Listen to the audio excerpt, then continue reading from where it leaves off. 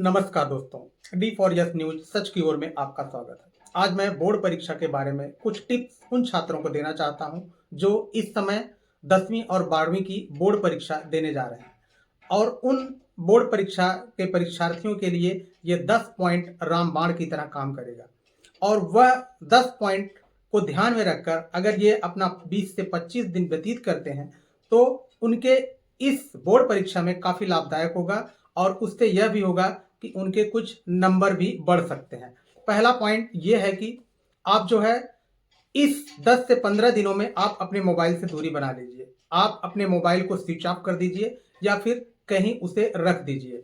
इससे आपको ये फायदा होगा कि आपका समय पढ़ाई का कुछ ना कुछ बढ़ जाएगा। दूसरा पॉइंट ये है कि आपने अब तक जो नोट्स बनाए हैं अब आप उसका अध्ययन करना शुरू कर दीजिए, क्योंकि आप जो नोट्स बनाए हैं उसमें आपको पता है कि आप किस तरीके से अपनी पढ़ाई की तैयारी करते आए हैं, या कौन सा सब्जेक्ट या कौन सा टॉपिक आपसे अभी छूटा है या कौन सा टॉपिक आपको फिर से रिपीट करना है, जो आप अपने नोट्स के माध्यम से उसे दोबारा पढ़ सकते हैं। यदि आप नोट्स नहीं बनाए हैं तो आप मार्केट से सीरीज ले लीजिए और वो सीरीज जो आपके लिए काफ़ी हेल्पफुल होगा। लेकिन ध्यान रहे आप उस सीरीज को कम से कम 3 बार अवश्य पढ़ें।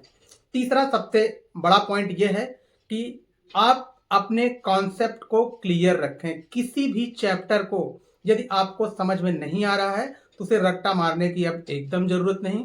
सिर्फ आप उसके कॉन्सेप्ट को समझिए कि वो प्रश्न कहना क्या चाह रहा है, और हमें अब उसके बारे में बहुत अधिक समय देने की जरूरत नहीं है।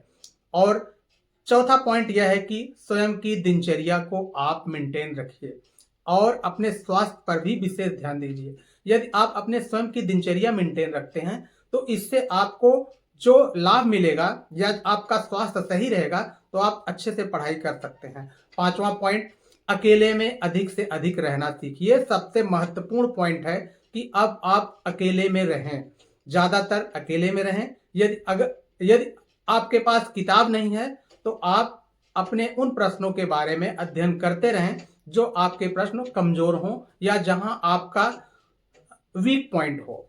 छठवीं सबसे बड़ी बात, आप अपने मित्र मंडली से दूरी बना लीजिए। आज से ही आप अपने मित्र मंडली से अवश्य दूरी बना लीजिए, जो कि वे तो अपना समय नुकसान करेंगे, उसके साथ साथ आपका भी समय चला जाएगा।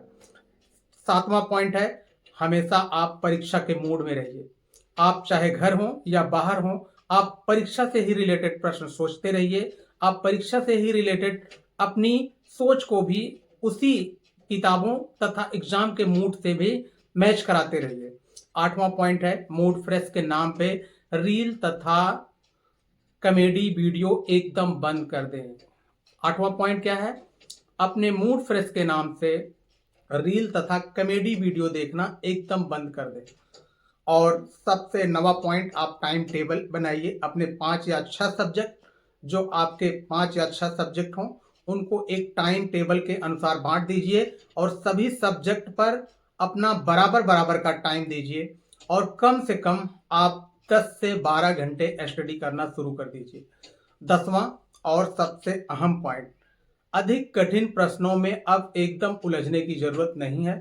अब आप अधिक कठिन प्रश्न को इग्नोर करें।